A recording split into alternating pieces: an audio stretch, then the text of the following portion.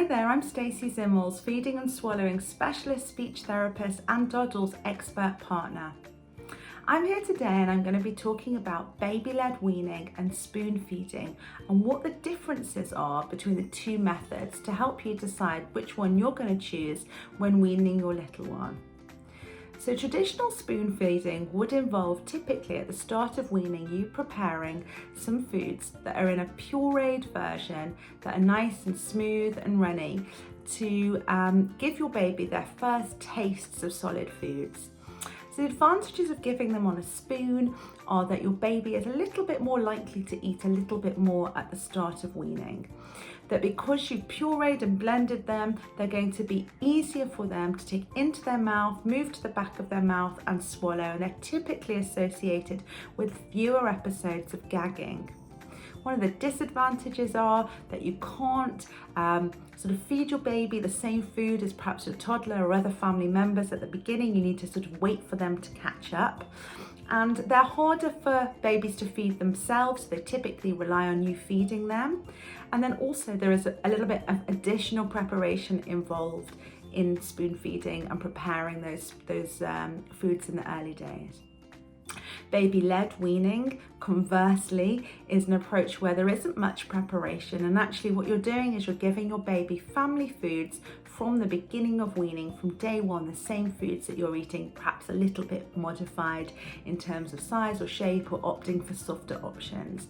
And so the advantages of baby-led weaning is that your baby actually feeds themselves from the beginning and they take in food at a pace that suits them.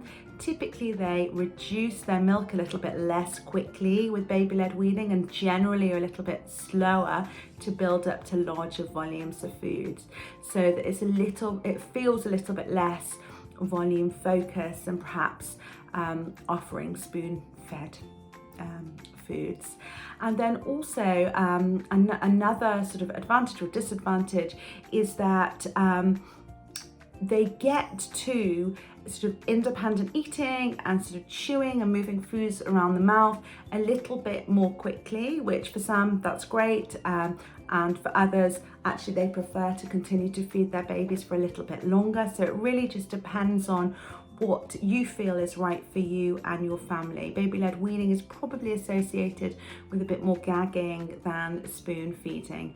And then finally, it's just not one or the other. So more and more families are choosing to do traditional spoon feeding, but also to be serving up finger foods alongside their spoon-fed counterparts in order to give babies an opportunity to do both from the outset and either see if the baby has a preference for one over the other, or just take advantage of the advantages that each one offers alongside each other. Whichever method you choose, I hope that you really enjoy the weaning process with your little one. Bye-bye.